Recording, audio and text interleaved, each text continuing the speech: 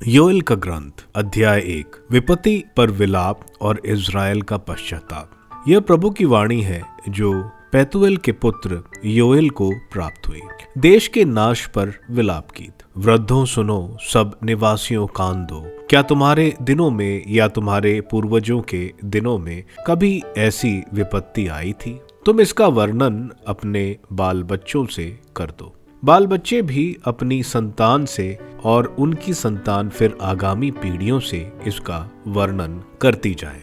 जो कुछ कुतरने वाली टिड्डी से बचा उसे उड़ने वाले प्रौढ़ टिड्डी खा गई। जो कुछ उड़ने वाले से बचा उसे फुदकने वाली टिड्डी खा गई। जो कुछ फुदकने वाले से बचा उसे सूंडी खा गई। तुम शराबियों जागो और विलाप करो। अंगूरी पीने वालों हाय हाय मचाओ, क्योंकि अब ताजी अंगूरी तुम्हारे मुंह से छिन गई है। यह इसलिए कि मेरे देश पर एक शक्तिशाली राष्ट्र असंख्य सेना लेकर चढ़ाया है। उसके दांत सिंहों के दांतों के से हैं और उसकी डालें सिंहनी की जैसी हैं। उसने मेरी दाखबरियों को उजाड़ दिया है। उसने मेरे अंजीर के वृक्षों को चीर फाड़ कर डाला है। उसने उनकी छाल झाड़ कर गिरा दी है, जिससे उनकी डालियां सफेद हो गई हैं। वर की मृत्यु पर जिस तरह विधवा कन्या टाट ओढ़कर विलाप करती है, तुम मातम मनाओ।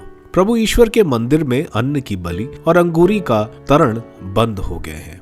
प्रभु के सेवक याजक शोक मना रहे हैं। खेत उजड़ गए हैं, धरती शोकाकुल है, क्योंकि अनाज नष्ट हो गया है। दाखलताएं बर्बाद हो गई हैं। तेल सूख गया है। किसानों, गेहूं और जौ की फसल के लिए तुम शोक करो। दाखबारियों के माली, तुम विलाप करो। खेतों की फसल नष्ट हो गई है। दाखलताएं मुरझा रही हैं। अंजीर वृक्ष सूख गए हैं। अनार, खजूर और सेब, बाग के सभी वृक्ष कुम्हला गए हैं। लोगों के चेहरे पर मुद्रानी छाई हुई है। पश्चाताप के लिए आह्वान। याजकों, टाट ओढ़कर शोक मनाओ। वेदी के सेवकों, विलाप करो। मेरे ईश्वर के सेवकों, शोक के वस्त्र पहनकर रात बिताओ, क्योंकि तुम्हारे ईश्वर का मंदिर नैवेद्य और तर्पण से वंचित हो गया है। उपवास की घोषणा करो, सभा बुलाओ। बूढ़ों और देश के सभी निवासियों को अपने प्रभु ईश्वर के मंदिर में एकत्र करो और प्रभु की दुहाई दो। हाय, वह दिन आ गया है,